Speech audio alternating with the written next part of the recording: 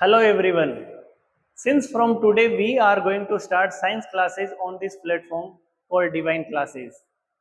और अपन स्टार्ट करते हैं इसके अंदर एक बहुत ही इम्पोर्टेंट सिस्टम है बॉडी का, उसका नाम है रेस्पिरेटरी सिस्टम। उससे वैसे तो बॉडी के अंदर जितने भी सिस्टम है वो सारे ही इम्पोर्टेंट हैं, क्योंकि अगर किसी भी एक ने अगर फंक्शन बंद कर दिया अपने करने, तो फिर ह्यूमन लाइफ है वो सरवाइव करना मुश्किल हो जाएगी।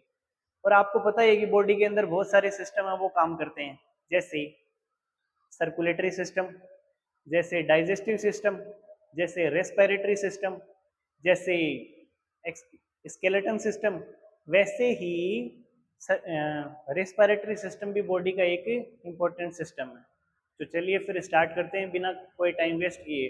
लेकिन उससे पहले मैं आपको कुछ बात बताना चाहता हूँ। जैसे देखो, हमें सुनने को मिलता है कि जब भी अपन कोई नया नया जीवन इस पृथ्वी के ऊपर शुरू होता है तो उसको तीन बातें बताई जाती हैं, और हमें ये बताया जाता है कि तीन चीजें सत्य हैं: एक जन्म, एक जीवन और एक मृत्यु। ये तीन चीजें। तो हम ये कह सकते हैं बेस क्या है, वो जन्म बेस है। उसी तरीके से साइंस के अंदर भी बहुत सारी चीजों को और बेस बनाकर ही इस जीवन के बारे में समझाया गया है अलग अलग। तो हम आज स्टार्टिंग से शुरू करते हैं इस पोर्शन को। तो आप देखिए, जैसे साइंस के अंदर कहा गया कि कुछ चीजें तो फंडामेंटल होती हैं, कुछ चीजें फंडामेंटल होती हैं, जैसे उनका नाम है फंडामेंटल फंडामेंटल मेंटल पार्टिकल। अब फंडामेंटल पार्टिकल के अंदर क्या क्या आता है, जैसे इलेक्ट्रॉन है, प्रोटॉन है, न्यूट्रॉन है। भाई वैसे भी तो सुनने को मिलता है कि तीन तरह की फोर्सेस काम करती हैं, एक पॉजिटिव फोर्सेस, एक नेगेटिव फोर्सेस और एक न्यूट्रल फोर्सेस।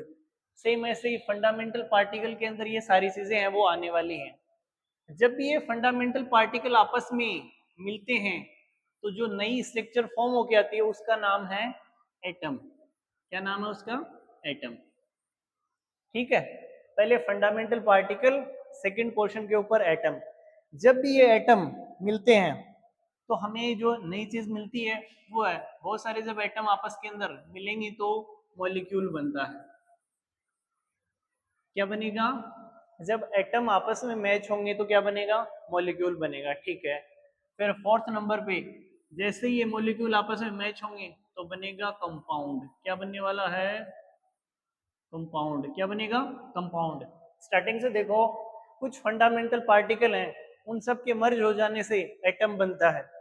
एटम के आपस में मर्ज होने पे मॉलिक्यूल बनता है। मॉलिक्यूल जब आपस में मर्ज होता है तो कंपाउंड बनता है। इन्हीं कंपाउंडों से मिलके बनते हैं डीएनए प्लस प्रोटीन।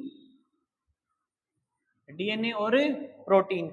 जब ये डीएनए एंड प्रोटीन आपस में मिलते हैं तो जो नई स्ट्रक्चर फॉर्म होती है वो है सेल। क्या बनती है? सेल बनती है। क्या बनेगी? सेल बनेगी। थोड़ा डिजिटल बोर्ड का फायदा उठाते हैं, पेन का कलर चेंज करें। ये लो, ये वाला कलर। तो क्या कहा मैंने? डीएनए एंड प्रोटीन जब आपस में मिलेंगी तो क्या बनेगी? सेल बनेगी। ठीक है, उसके बाद में जब बहुत सारी सेल, एक जैसी सेल आपस में मिलती हैं तो बनता है टिश्यू। क्या बनेगा?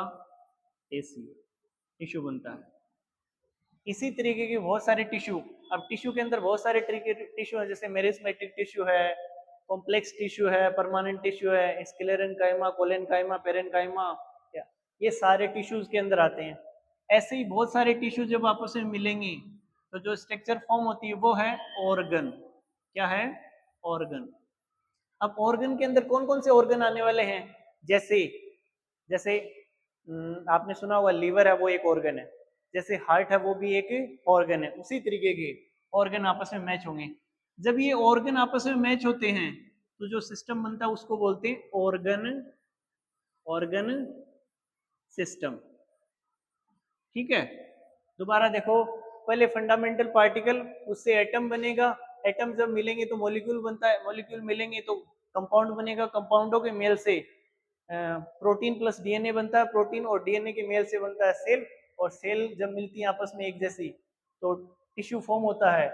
और जब टिश्यू मिलते हैं तो ऑर्गन फॉर्म होता है, और ऑर्गनों से मिलके ऑर्गन सिस्टम बनता है। ठीक है, ऐसे ही जब बहुत सारे ऑर्गन सिस्टम जिसके अंदर अपन एक एक करके पढ़ने वाले हैं, जैसे रेस्पिरेटरी है, डाइजेस्टिव है, सर्कुलेटरी, ये सभी जब मिलते हैं तो एक पूरी ह्यूमन बॉडी है वो फॉर्म होती है। कोई भी बॉडी है वो फॉर्म होती है।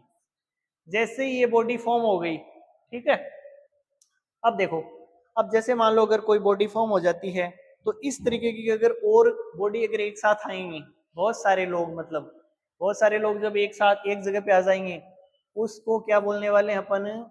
पॉपुलेशन। क्या बोलेंगे उसको? पॉपुलेशन। एक साथ बहुत सारे लोग जब आ जाते हैं उसको बोलेंगे पॉपुलेशन, ठीक है। अब एक तरीके की ये सारी पॉपुलेशन जब एक साथ बॉडी आने से पॉपुलेशन बनती है, बहुत सारी पॉपुलेशन एक साथ इकट्ठा हो जाए, जिसमें ह्यूमन बीइंग की भी पॉपुलेशन है, एनिमल वगैरह है, छोटे इंसेक्ट वगैरह, उनकी भी पॉपुलेशन अगर एक जगह पे इकट्ठी हो जाए तो उस जो चीज बनती है उसको बोलते हैं कम्युनिटी। कम्युनिटी क्या बनेगी? कम्युनिटी। एक कम्युनिटी का फॉर्मेशन होता है। ऐसे ही जब अगर ये कम्युनिटी अगर इन्वायरमेंट के साथ मैच करती है, जैसे अगर मान लो मैंने इस कम्युनिटी के अंदर इस कम्युनिटी के अंदर अगर इन्वायरमेंट मैच कर दिया, इस कम्युनिटी के अंदर अगर इन्वायरमेंट को मिला दिया जाए तो जो नई स्ट्रक्चर फॉर्म होती है उसको बोलते हैं इकोलॉजिकल सिस्टम। समझ गए? बहुत सारी पॉपुलेशन आपस में मिलकर कम्युनिटी बनाएगी और कम्युनिटी के अंदर अगर इन्वायरमेंट भी शामिल कर दिया जाए तो इकोलॉजिकल सिस्टम बनेगा। बहुत सारे इकोलॉजिकल सिस्टम आपस में मिलकर बहुत सारे इकोलॉजिकल सिस्टम आपस में मिलकर जिस स्ट्रक्चर का फॉर्मेशन करते हैं उसको बोलते हैं बायोम। क्या क्या बोलते हैं उसको? बायोम। इकोलॉजिकल सिस्टम के मिलने से बायोम बनता है। बहुत सारे बायोम आपस में जब मैच होते हैं तो हमें पता है बायोस्फीयर बनता है। बायोस्फीयर बनेगा। बायोम के मिलने से बायोस्फीयर बनता है, बायोम के मिलने से बायोस्फीयर बनेगा। और जब ये बहुत सारे बायोस्फीयर आपस में मैच करते हैं तो हमारा पूरा प्लेनेट, जिसको अपन अर्थ बोलते हैं, वो बन जाएगा प्लेनेट। समझ गए? बहुत सारे बायोटिक कंपोनेंट को मिक्सर करने से जो स्ट्रक्चर बनती है उसको बायोस्फीयर बोलते हैं। सारे बायोस्फीयर आपस में मर्ज हो जाएंगे तो प्लेनेट बनेगा। अब देखो, प्लेनेट भी कई होते हैं, जैसे 8 प्लेनेट बताए गए हैं, मार्स, जुपिटर, मरकरी, विनस, है ना, सेटन, यूरेनस, नेपच्यून, ये सारे मिलकर जब ये सारे प्लेनेट आपस में मिल जाते हैं तो बनेगा सोलार सिस्टम। क्या बनेगा? सोलार सिस्टम, जिसमें प्लेनेट के अलावा सैटेलाइट भी आ जाएंगे। प्लेनेट के अलावा इसमें जो ड्वार्फ प्लेनेट है वो भी मान लो शामिल कर लेंगे। प्लेनेट के अलावा इसके अंदर एस्ट्रॉइड बेल्ट वगैरह है या फिर कोई और स्पेस डेब्रीज है वो इसमें शामिल कर लेंगे। तो देखो, मैंने आज आपको क्या पढ़ाना शुरू किया, साइंस को अपन बेसिक से पढ़ रहे हैं। हम ये कहते हैं कि भाई केमिस्ट्री के अंदर ये माना जाता है कि कोई भी चीज़ है वो छोटे से छोटी पार्टिकल से मिलकर बनती है, उसमें जैसे फंडामेंटल पार्टिकल होते हैं, उनके मिलने से एटम बनेगा, उनके मिलने से मॉलिक्यूल बनता है। फिर ये पूरी प्रोसेस है वो ऐसे चलती रहती है, ये पूरा प्रोसेस है ऐसे। और हम कहाँ तक पहुंच गए? सोलर सिस्टम तक। चलो नेक्स्ट स्लाइड पे देखते हैं इसके बाद में। अब हम आ गए हैं सोलर सिस्टम। इस तरीके के बहुत सारे सोलर सिस्टम जब आपस में मिलते हैं तो नई जो चीज निकल के आती है वो है गैलेक्सी। क्या क्या बनेगा? किस चीज का फॉर्मेशन होगा? जब सोलर सिस्टम, बहुत सारे सोलर सिस्टम आपस में मर्ज हो जाते हैं तो गैलेक्सी बनती है। क्या बनती है? जैसे हमारी गैलेक्सी का नाम है मिल्की वे गैलेक्सी। और ऐसे ही बहुत सारी जब गैलेक्सी आपस में मिल जाती हैं तो जो नई स्ट्रक्चर बनती है उसका नाम क्या है वो मैं यहाँ लिखने वाला हूँ। उसको बोलते हैं अपन यूनिवर्स। क्या बोलेंगे? यूनिवर्स। तो अपन कहाँ से चले थे? फंडामेंटल पार्टिकल से चले थे और यूनिवर्स पे आ गए। अब हमें सुनने को यह भी मिलता है कि ये जो पूरा यूनिवर्स है वो 5 एलिमेंट से मिलके बनता है। ये पूरा जो यूनिवर्स है वो 5 एलिमेंट से मिलके बनता है। जैसे हमारी बॉडी भी तो 5 एलिमेंट से मिलके बनती है, ऐसा बताते हैं, तो वैसे ही यूनिवर्स भी 5 एलिमेंट से मिलके बनता है। कौन कौन से हैं वो एलिमेंट, देखते हैं जरा एक एक करके। आप भी बता सकते हो, पहले कौन सा लिखने वाला। जैसे एक एलिमेंट का नाम है वाटर, ठीक है। 5 एलिमेंट में पहला एलिमेंट मैंने लिख दिया, 5 एलिमेंट से मिलके पूरा यूनिवर्स बनता है, उसमें पहला एलिमेंट मैंने लिख दिया वाटर। सेकंड वाला एलिमेंट वाटर के अलावा जैसे अर्थ है, ठीक है, पहले वाटर फिर अर्थ लिख दिया। थर्ड वाला fire. Fourth element space. Space का मतलब होता है आसमान, या फिर स्काई भी लिख सकते हैं इसकी जगह पे, स्पेस बेटर वर्ड है लेकिन इसके लिए। Water, earth, fire, space and fifth one is air. Fifth one is air. क्या बताया, छोटे छोटे पार्टिकलों से मिलके गुजरते गुजरते अपन यूनिवर्स पे आए, हमें पता चला यूनिवर्स 5 एलिमेंट से मिलके बनता है। वाटर है, अर्थ है, फायर है, स्पेस है और एयर। अब आज का जो हमारा सिस्टम होने वाला, जैसे थंबनेल में आपने देखा रेस्पिरेटरी सिस्टम, उसके अंदर इस चीज के बारे में अपन पढ़ने वाले हैं, इन पांचों में से इसको लेके, अपन अर्थ को लेके, ठीक है ना, क्योंकि इसका विशेष योगदान होगा, तो इसके ऊपर थोड़ी सी बात करते हैं। तो नेक्स्ट स्लाइड पे मूव करूं इससे पहले अगर नोट डाउन करना चाहो तो कर लो फटाफट। चलिए नेक्स्ट देखते हैं इसके आगे। अब देखो ये एयर अपने को कहां से मिलती है। एयर को अपन गेन करने का तरीका क्या है, एटमॉस्फेयर से। तो हम देखते हैं composition of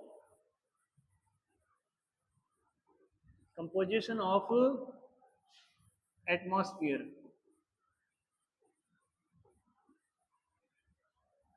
composition of atmosphere देखते हैं कि हमारे एटमॉस्फेयर के अंदर हमें जो गैसेस मिलती है ना, उनमें से कौन कौन सी गैसेस कितनी कितनी क्वांटिटी के अंदर है। तो अगर अपन एटमॉस्फेयर को देखें तो इसके अंदर नाइट्रोजन भी देखने को मिलता है अपने को, ऑक्सीजन भी, और CO2 भी है, और आर्गन भी है, और रिमेनिंग एलिमेंट आ जाएंगे इसमें, वाटर वेपर भी है।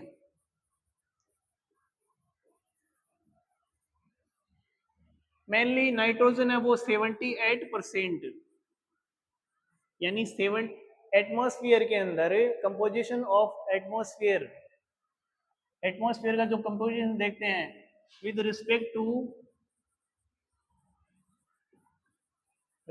To air. एयर के रिस्पेक्ट के अंदर अगर मान लो इसका कंपोजिशन देखें अपन, composition of atmosphere with respect to air, तो नाइट्रोजन 78%, ऑक्सीजन है वो 21%, ठीक है। इन डाटा के अंदर थोड़ा सा चेंजमेंट आ सकता है क्योंकि हर बुक है ना वो कुछ न कुछ अलग अलग लिखती रहती है, तो इसमें जरा कंफ्यूज होने की जरूरत नहीं। CO2 है वो 0.04% है, और रिमेनिंग क्वांटिटी के ऊपर, रिमेनिंग पार्ट के अंदर आर्गन है, वाटर वेपर है, या फिर कोई और भी इसके अंदर पार्टिकल है वो आ जाएंगे। तो ये अपने को कंपोजिशन है वो एयर की देखने को मिलता है। यहाँ तक की बात समझ में आ गई। चलो फिर नेक्स्ट स्लाइड पे मूव करते हैं। नेक्स्ट देखते हैं अपना क्या पार्ट है जो अपन पढ़ने वाले हैं। देखो ये वाला पार्ट पढ़ने वाले हैं। क्या लिखा हुआ है देखो, different cavity in human body. हमारा जो शरीर होता है उसके अंदर बहुत सारी कैविटी होती है, साइंस की लैंग्वेज में उसको कैविटी कहा जाता है। कैविटी का मतलब क्या है, जैसे अगर मान लो कोई सॉलिड पार्ट है, जैसे ये क्रेनियम है, तो इसके अंदर मान लो कुछ खाली जगह होगी ना, उस जगह को कैविटी के नाम से जाना जाता है। साइंस की लैंग्वेज के अंदर होलो प्लेस या फिर इम्पटी प्लेस को ही अपन कैविटी बोलते हैं, होलो प्लेस या फिर इम्पटी प्लेस को ही और कैविटी कहते हैं। तो हमारी बॉडी के अंदर बहुत सारी तरीके की कैविटी है वो लाई करती है। अब हम देखते हैं कि कौन कौन सी कैविटी है वो लाई करती है, हम देखते हैं। तो देखो सबसे पहले अगर मान लो अपन अपने हेड से शुरुआत करें, तो ये वाला पेन ले लेते हैं, चलो। तो जो कैविटी सबसे पहले ऊपरी ऊपर यानी हेड के ऊपर, उसको बोलते हैं क्रेनियम कैविटी। क्रेनियम कैविटी, पहली कैविटी का नाम है क्रेनियम कैविटी। सेकंड, अगर नोज के ऊपर आए तो नोज के ऊपर जो कैविटी देखने को मिलती है उसका नाम है nasal cavity. Nasal cavity, right.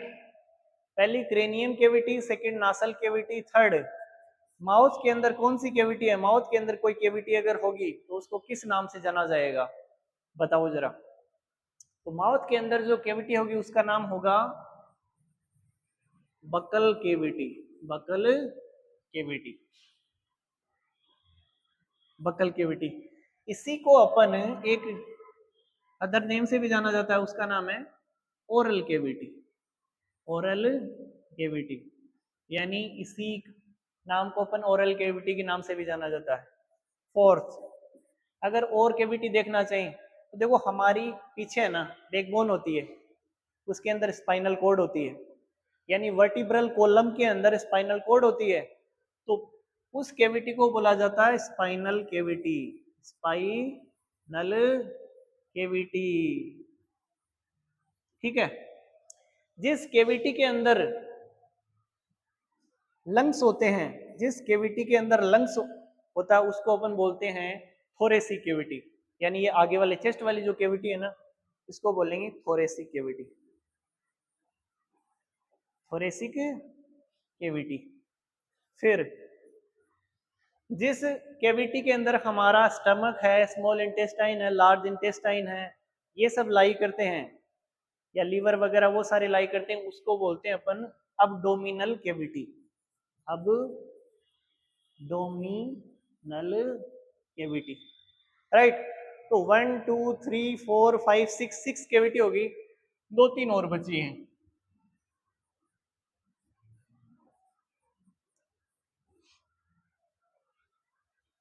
पहली क्रेनियम कैविटी, दूसरी नासल कैविटी, तीसरी बक्कल कैविटी जिसको ओरल कैविटी बोला जाता है, स्पाइनल कैविटी, थोरेसिक कैविटी और अबडोमिनल कैविटी, ठीक है।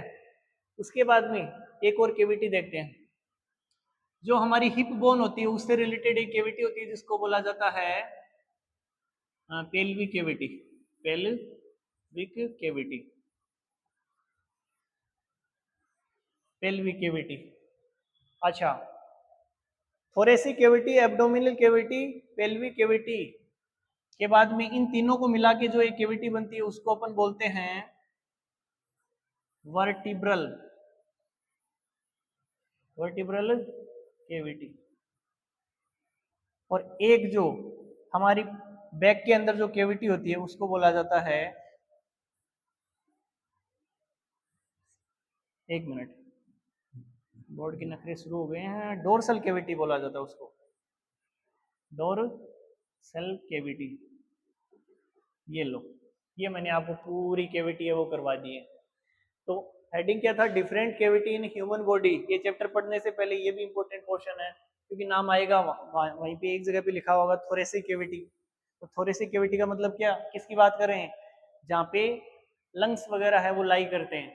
Cranium cavity, nasal cavity, buccal cavity, oral cavity, spinal, thoracic, abdominal, pelvic cavity या फिर वर्टिब्रल और डोर्सल कैविटी, ये सारी 9 की 9 कैविटी आपको याद होनी चाहिए। अब इसी को अपन एक डायग्राम के अंदर लेबल करते हैं। डायग्राम के अंदर क्या करेंगे? लेबल करेंगे। मतलब ये जो सारे नाम मैंने लिखे हैं ना, वो फटाफट एक बार याद करो जरा, जल्दी से देखो जरा। फिर मैं अगली स्लाइड के अंदर एक डायग्राम आपको दिखाने वाला हूँ, उसको आपको लेबल करना है, नाम बताने, ठीक है। देखो, ये रहा। अब इसको अपने को लेबल करना है। सबसे पहले ये क्रेनियम बोन होती है ऊपर वाली, क्रेनियम बॉक्स होता है ना ऊपर वाला, इसलिए इस कैविटी को अपन क्या बोलने वाले हैं? इसको बोलेंगे क्रेनियम कैविटी, ठीक है। पीछे वाली ये कंप्लीटली सर से लेके नीचे तक की पीछे वाली बैक के अंदर, इसको बोला जाता है डोर्सल कैविटी। इसको बोला जाएगा डोर्सल केविटी, ठीक है। फिर ये देखो, ये हमारी स्पाइनल कोड है। इस स्पाइनल कोड के अंदर जो केविटी है इसका नाम है spinal cavity, spinal cavity. Cranium cavity, dorsal cavity, spinal cavity. अब देखो यहां पर आओ, ये है नासल केविटी। दूसरा पेन लेते हैं, रुको एक बार, ब्लैक पे ये ठीक रहेगा। इस वाले का क्या नाम है? Nasal, nasal cavity, nasal cavity. इसको अपन बोलेंगे बकल केविटी, बकल केविटी। रुको रुको रुको रुको एक बार, मैंने गलत पेन चूज कर लिया है। इसका नाम है बकल, बकल केविटी, राइट। वापस देखो एक बार, क्रेनियम केविटी, डोर्सल केविटी पीछे बैक के अंदर, स्पाइन के अंदर स्पाइनल केविटी, नोज के अंदर नासल केविटी, माउथ के अंदर बकल केविटी। अब बात करते हैं चेस्ट की, तो चेस्ट के ऊपर कौन सी केविटी होती है? इस केविटी का नाम है, यहाँ पर नाम लिख रहा हूं इसका, इसको बोलते हैं अपन थोरेसिक केविटी, थोरेसिक केविटी। ये जो पूरा का पूरा स्टमक वाला पार्ट है, इसके अंदर जो केविटी है इसका नाम है abdominal, abdominal cavity, right.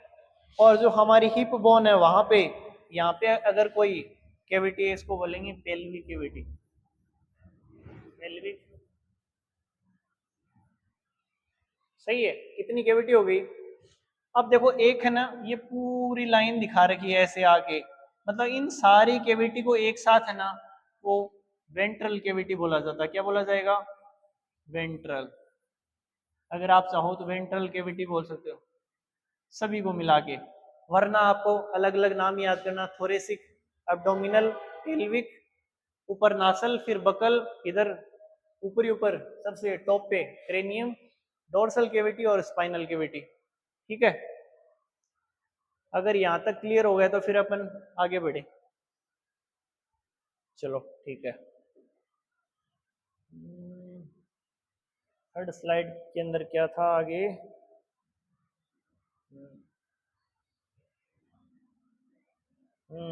Cellular gaseous exchange.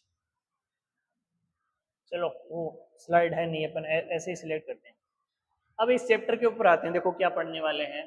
हमारे चैप्टर का नाम है रेस्पायरेशन,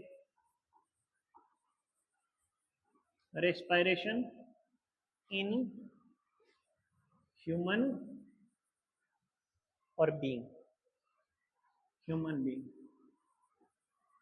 यानी ह्यूमन बीइंग के अंदर रेस्पायरेशन होता है, वो किस तरीके से काम करता है, ये सब अपन देखने वाले हैं।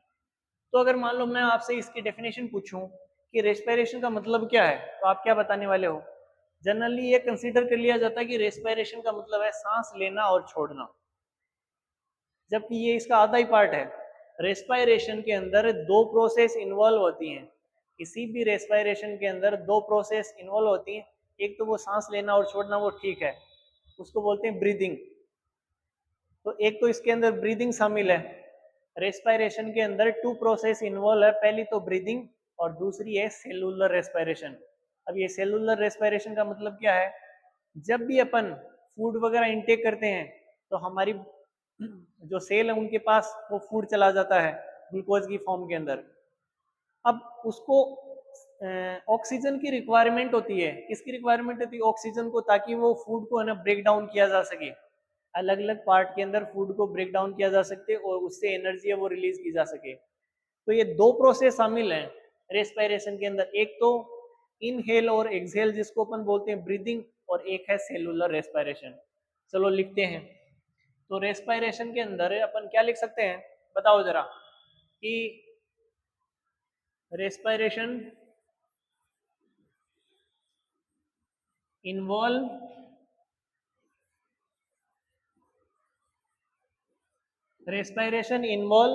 टू प्रोसेस, टू प्रोसेस यानी रेस्पिरेशन अपने अंदर दो प्रोसेस को शामिल करता है। अब वो दो प्रोसेस कौन कौन सी है? पहली प्रोसेस तो कौन सी आ जाएगी इसमें? Gaseous exchange. सारी चीजें बताऊंगा, बस एक बार बस लिखना है। रेस्पिरेशन के अंदर दो चीजें शामिल होती हैं, एक तो गैसियस एक्सचेंज और दूसरा है सेलुलर रेस्पिरेशन। ठीक है, रेस्पिरेशन के अंदर दो चीजें शामिल हैं, एक तो गैसियस एक्सचेंज और एक है सेलुलर रेस्पिरेशन। यहां तक की बातें क्लियर है ना? अब इसको नोट डाउन करो, फिर अपन अगली स्लाइड के ऊपर ये पढ़ने वाले हैं, गैसियस एक्सचेंज। चलो नेक्स्ट स्लाइड पे देखते हैं। यहाँ पे ये रहा, ये देखो गैसियस एक्सचेंज। अब गैसियस एक्सचेंज के अंदर क्या करने वाले हैं, क्या लिखने वाले हैं? इसमें सांस को लेना और सांस को छोड़ना, सांस को लेना और सांस को छोड़ना, या फिर ऑक्सीजन को एंटर करवाना बॉडी के अंदर और CO2 को रिलीज कर देना, या फिर intake of oxygen and release of CO2, या फिर इनहेल एंड एक्सहेल की प्रोसेस को ही अपन गैसियस एक्सचेंज कहते हैं। हमारे द्वारा जो O2 लिया जाता है और बदले में CO2 है वो रिलीज किया जाता है, इस प्रोसेस को ही अपन गैसियस एक्सचेंज के नाम से जाना जाता है। तो यही बात अपन यहाँ पे लिखने वाले हैं कि इनटेक ऑफ O2, यानी इनटेक का मतलब होता है लेना, O2 को लेना, and release CO2 is known as gaseous exchange, is known as gaseous exchange। समझ गए? O2 को लेना और CO2 को रिलीज करना ही गैसियस एक्सचेंज है, वो कहलाता है। अब जैसे मान लो, अगर मान लो अपन O2 को एंटर कर रहे हैं या फिर एयर को बॉडी के अंदर एंटर करवा रहे हैं, इसको तो बोलेंगे इनहेल, इसको तो बोलने वाले हैं इनहेल। और अगर मान लो वापस से एयर को बॉडी से या मेनली CO2 को बॉडी से रिमूव करवाया जाए, तो इस प्रोसेस को बोलते हैं अपन एक्सहेल। अब ऐसा नहीं है कि जब वापस है ना एक्सहेल करते हैं तो सिर्फ CO2 ही रिमूव होती है, नहीं, N2 भी निकलती है और इसके साथ कुछ O2 भी निकलती है, लेकिन मेनली मैं बात कर रहा हूं। तो इनहेल और एक्सहेल ये दो प्रोसेस इसके अंदर शामिल है, इनहेल और एक्सहेल। इन दोनों प्रोसेसों को मिला के अपन क्या कहते हैं? ब्रीदिंग। इन दोनों प्रोसेसों को मिला के क्या बोलेंगे अपन? ब्रीदिंग। इनहेल और एक्सहेल वो ही अपन क्या कहेंगे? ब्रीदिंग।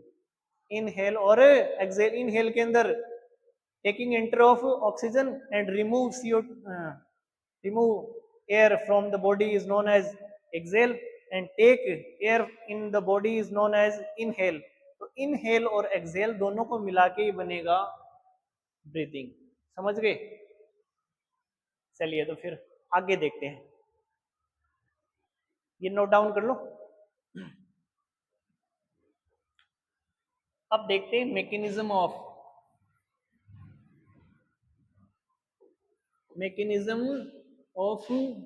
ब्रीदिंग,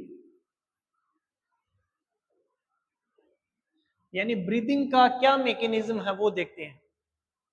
ब्रीदिंग का क्या मैकेनिज्म है? तो ब्रीदिंग का मैकेनिज्म सिंपल सा ही है जो अपन ने थोड़ी देर पहले देखा, इनहेल और एक्सहेल। इनहेल करना और एक्सहेल करना। देखो इनहेल के अंदर जब भी एयर को एंटर करवाते हैं बॉडी के अंदर, तो हमें पता है कि एटमॉस्फेयर के अंदर जो भी एयर होगी वो ही अपन साथ में ले रहे हैं, ऐसे है ना।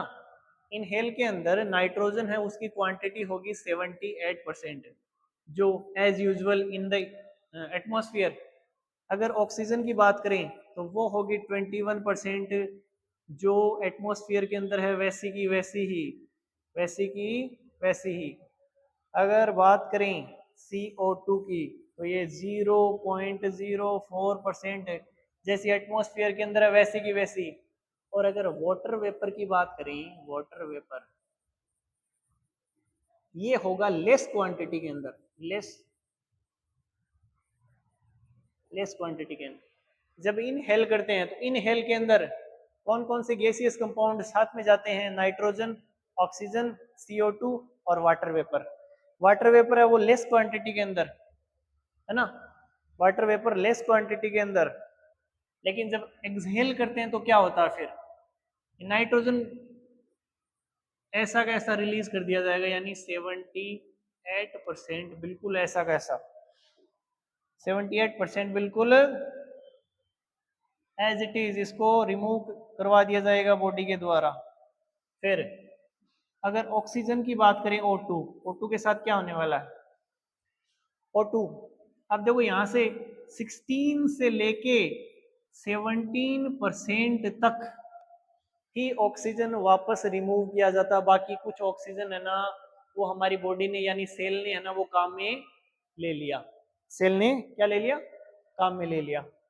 और CO2 है उसकी क्वांटिटी ऑलमोस्ट 4% है, वो हो जानी है, मतलब जो पहले CO2 0.04% था वो 4% हो गया। और ये जो वाटर वेपर है, वाटर वेपर, ये वाटर वेपर है ना ये मोर क्वांटिटी कंटेन कर लेता, मोर क्वांटिटी, समझ गए? मैकेनिज्म ऑफ ब्रीदिंग देख रहे हैं तो ब्रीदिंग के अंदर दो प्रोसेस शामिल होती हैं, एक इनहेल करना और एक एक्सहेल करना। इनहेल के अंदर ये जो गैसियस कंपाउंड है ना वो इस क्वांटिटी के अंदर होंगी, और जब एक्सहेल करेंगे तो वो जो गैसियस कंपाउंड है ना वो इस फॉर्म के अंदर होते हैं, इस फॉर्म के अंदर होते हैं, ये उनकी क्वांटिटी होती है। इसमें एक और वर्ड सुनने को मिलता है कि ब्रीदिंग रेट, ब्रीदिंग रेट। तो ब्रीदिंग रेट का मतलब क्या होता है? 1 मिनट के अंदर हम कितनी बार ये इनहेल एक्सहेल वाली प्रोसेस है वो कर रहे हैं, यानी कितनी बार ब्रीद कर रहे हैं, उसी को अपन बोलेंगे ब्रीदिंग रेट, ब्रीदिंग रेट। तो नॉर्मल अगर ह्यूमन बॉडी की बात करें, नॉर्मल ह्यूमन बॉडी की अगर बात करें तो उसके अंदर कितना आ जाएगा? 12 से लेके 20 तक, 12 टू, तो एक बार नॉर्मल ह्यूमन बॉडी की अगर बात करें तो ब्रीदिंग रेट कितनी आने वाली है उसकी? 12 से लेके 20 तक, 20,